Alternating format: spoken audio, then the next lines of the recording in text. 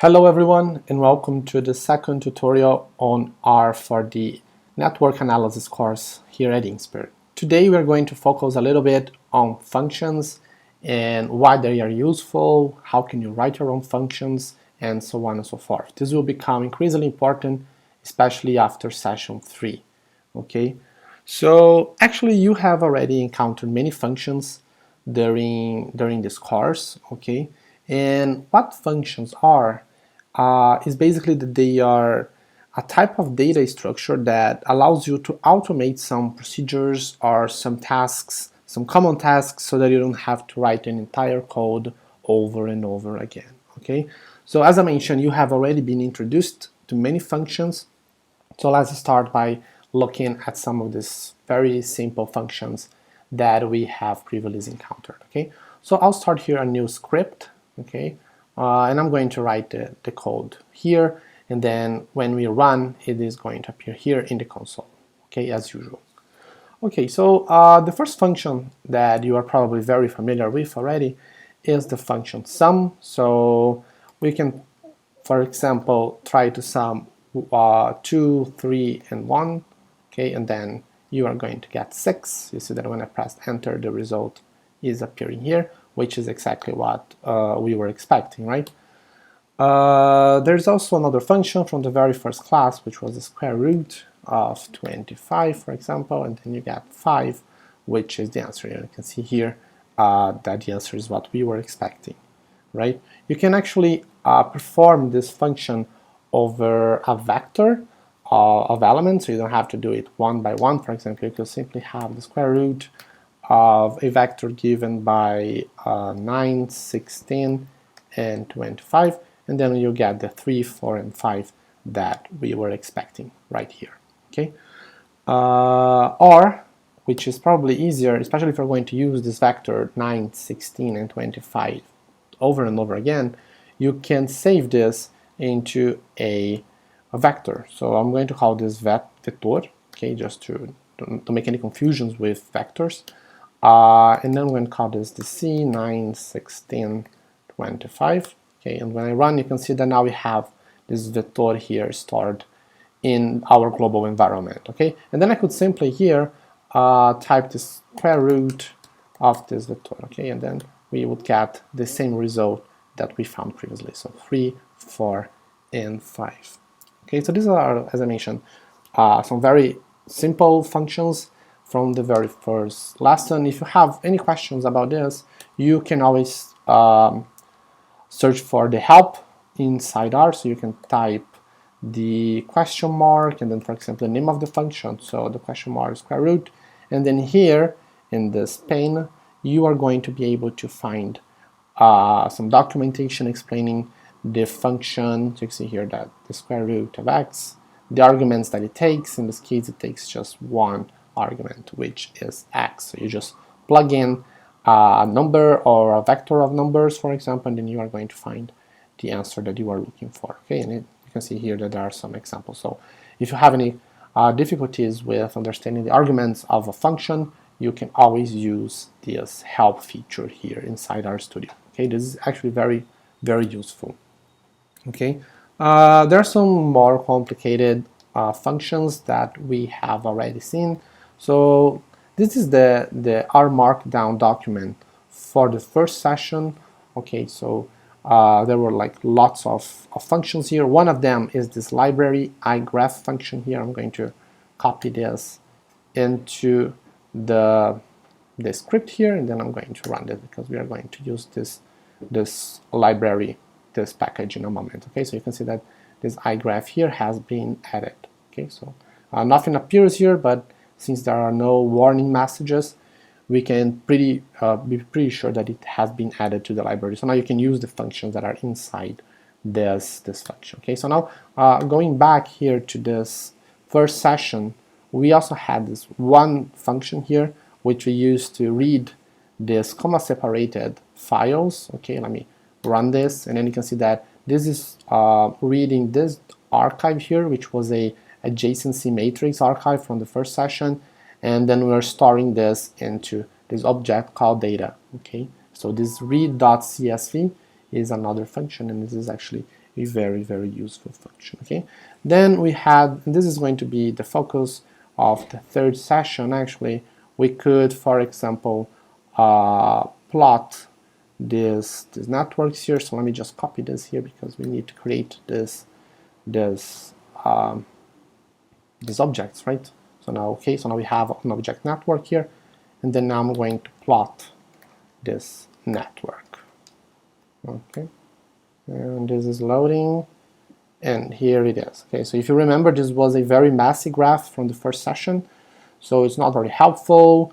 It doesn't provide us many insights about the network. I mean, I can't even read the names of the people that are connected into in this network.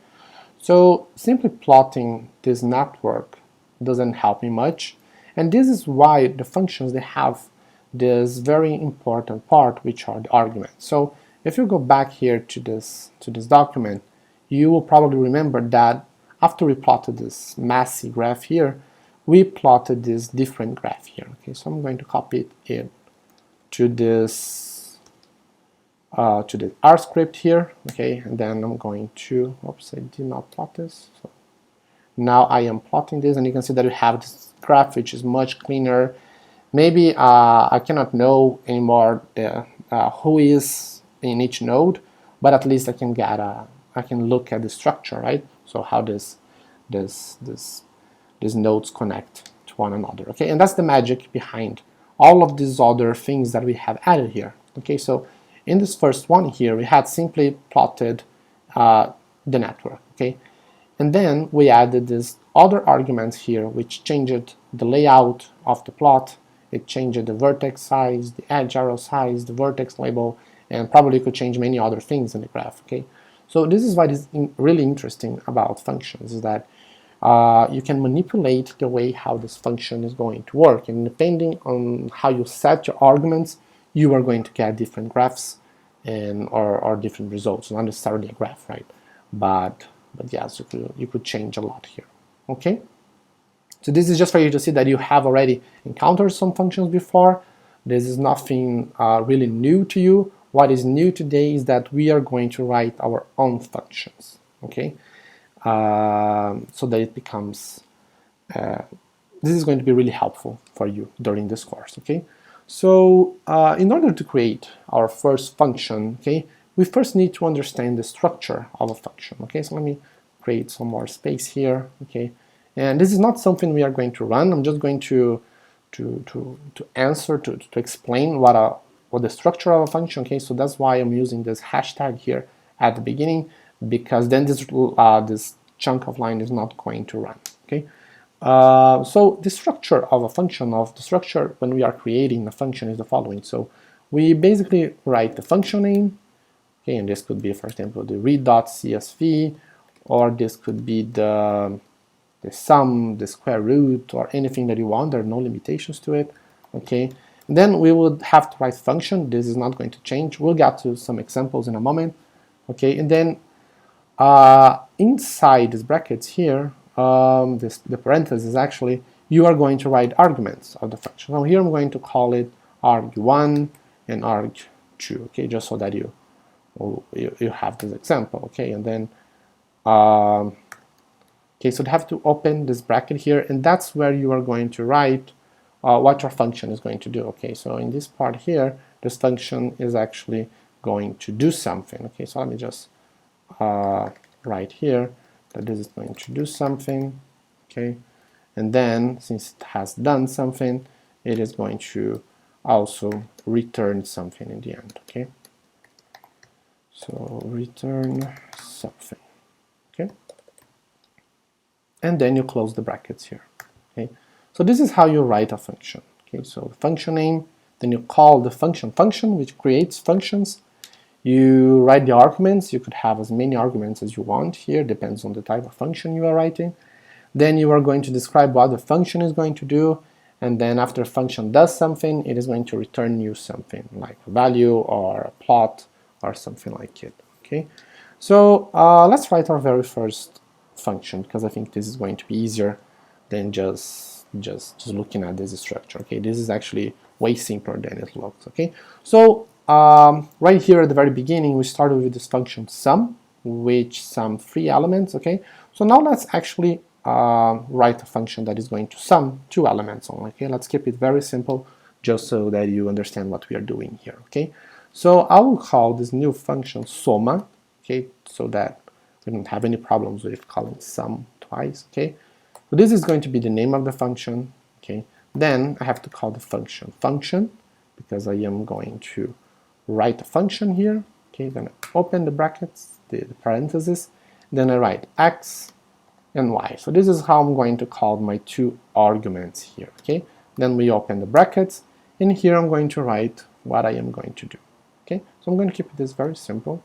So the sum is just the sum of the 2 elements, so this is x plus y, okay? So this is what the function is going to do, okay? And I'm not going to write for now that returns something, okay? Because in this case, this is a very simple function, and this is already sufficient, as you are going to see, because kind of R understands that if this is the only line you have written here, and this is like the last line, this is the result that you want, okay? So let's save this. You have to run this, okay? And then you can see here in the environment that you have a function, soma, which is a function of these 2 arguments here, x and y, okay? So now let's use this function, and then let me do, we can sum basically 1 and 10 just to get a result, and then we get 11 here, which is exactly what we were looking for, okay? So we have basically constructed this very simple function that takes 2 arguments, 2 values, and combine them together, okay? So you can see that it's not that difficult when you are dealing with very simple functions, okay? Obviously, you wouldn't have to do this because you have other functions, right? You already have a function for summing elements, okay? Which is the function sum, okay? And if we sum 1 to 10, we obviously get 11, which is the same result from our function here that we had just defined, okay? So this is a very simple function, okay? Just so that you understand how it works. Now, if you look here at this structure I wrote down before, you have it's a little bit more complete. So you have this return something. So now I'm going to change this function sum, this function soma a little bit, so that it has this complete structure here, okay? Because it might be important sometimes, and then you will know how it works, okay? So I'm going to call this new function summa new. So it's a new function summing up elements. As before, this is a function summing x and y. Then we open the brackets, okay? You go to another line, and then we are going to write the following. So instead of summing directly, we are going to create inside the function a new element, a new variable called soma int for intermediate. So this is just an intermediate function we are going to be using to sum it actually. And the sum intermediate is going to be x plus y, okay? And then what you could actually do here is that you could return this element, okay? Soma int. So this function soma is going to create a new vector, and then it is going to create this new vector. All right. So let's go here. I have to run this function. Okay, you can see here that there is no soma new here. So if we do this, okay, now we have this new function. Okay, and obviously we would expect that we should find the same results, right? We just change the structure a little bit. Then we find here soma new, which is summing up to 11. So x gets the first element here, which is 1, and sums it to 10, which is the second element. Okay. Interestingly, and this is something that could be particularly troubling depending on the type of analysis you're doing, and if you're not very careful, if you try to find the soma intermediate here vector, this one that we have defined here. Okay, so since we have performed this function, you kind of would expect that it would return you the value from the last function you performed, right? Because if you typed here in the console, okay, and now I'm here at this bottom part,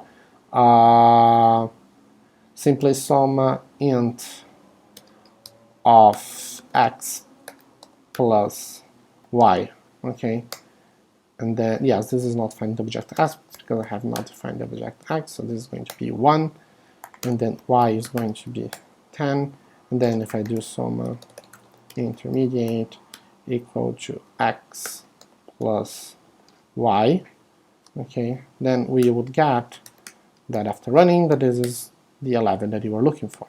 Okay, so this is what you expect that would happen here too, right?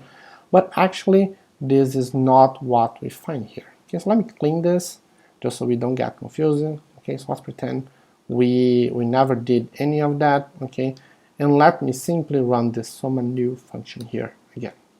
Okay, so now we have this function here, summa new, which is summing these two elements. Okay, let me sum it 1 plus 10, so we get 11, but when I run the summa int, it does not find the element. And the reason for that is the following. This is an element that is defined inside the function. And since this element is defined inside the function, it is not going to be available outside the function. Okay, so yeah, so that's basically the reason for that. So you have this global environment, which is where we are storing all of our variables, but what's inside the function does not go to this global environment, okay, unless you type this sort of return something, and then this is going to appear, okay. But other than that, this factor here, this element summa int, is not going to appear in your global environment. Okay, now let's move to some a little bit more complicated functions where we are going to play with the arguments a little bit. Okay, so let's define a new function called potentia. Okay, and as you can expect, this function is going to take two elements, so x and y once again. Okay, and then there's going to do x to the power of y. Okay, so let's keep it very, very simple here. Let me save this function. Okay, so you have here potentia, which is, like you see, that this function has been created here. Okay, now let's run this with some elements. Let's say potentia of 2 to the power of 3. You can see here that from the structure of this function, x is the element, the base, right, to which I'm going to exponent here. Okay, so if I do this, I get 8, because 2 to the power of 3, which is 2 times 2 times 2, that's 8. Okay, now let's pretend that you are someone that instead of performing all these different exponentiations, you always do something that is squared. Okay, so you always do x to the power of 2, for example, 10 to the power of 2, 8 to the power of 2, and so on and so forth. Okay, so what you can do actually is that you could save time by writing a function like this. So let's call this potential new again. Okay, and this potential new is going to be a function. I'm going to call the function function. It is also going to take two elements, x and y, but, and this is different here, I'm going to set a value for this y element. Okay, so I'm going to say that this element y is going to be called 2 under some circumstances. Okay, so you'll get to that in a moment. So now let me write now the exactly same thing here. So this is going to be x to the power of y. Okay, and this is the potential new function. I don't think I ran this, so let me run this. Yeah, so now we have this new function here, potential new. Okay, so what is this thing about this y equal to 2 here in the function? Okay, the thing here is that when I type this, R knows that if you do not determine a value for y, it should consider that y is equal to 2. Okay, so let's suppose, for example, okay, that you simply write potential new of 2. Because you have defined only one of the arguments. And R is going to run this just as before. Okay, so this is going to be 4, because since I did not set a value for y, R guessed that you wanted y to be 2. So what we are doing here is 2 to the power of 2. Okay, and then we get this potential new here of 2, which is going to be equal to 4. Okay, but obviously you could change this y, so you are not it's not mandatory that y is equal to 2. So if I write potential new 2, 3, okay, then we get 8, because now I have written the value for the y argument, and then this is the element, the value that R is going to consider. Okay, so Okay, so now that we have already created this new function called potential new with this default argument y set to 2, you might be thinking that this is something very different, right? But actually no. This is something that most of the functions in R have. Okay, so let me give you once again the example of the sum function, okay, which is the easiest function that we have. Okay, so if you look at the documentation of this function, okay, so let me type, sorry about that. So if I type simply sum, you can see here that what this function sum is going to do is that it's going to sum all of the elements present in the arguments. Okay, and that's why you have these 3 dots here, okay, because you don't have a specific number of arguments. You could sum 2 elements, or you could sum 1,000,000 elements, okay, there is no limitation about that, okay, so that's why you do not define an exact number of arguments in this case. But what I'm really interested in here right now is this na.rm equal to false argument. Okay, so this argument, it was there all the time. So when we perform those very simple sums such as 1 and 10, okay, we got 11. Okay, and so you do not need to set a different value for this argument in the simple operations that we were performing before. But it is going to be very useful if you have a vector, and I'm going to call this vector new given by c of 2, na, and then 3, for example. So it's a vector with 3 elements, and one of them is missing. Okay, so it's a na element. Okay, so let me call this vector new. And then the thing here is that if you simply sum this vector new, you do not get a sum, okay, because R finds this element here in the middle of the function, okay, in the middle of the vector, and so it cannot sum everything, okay.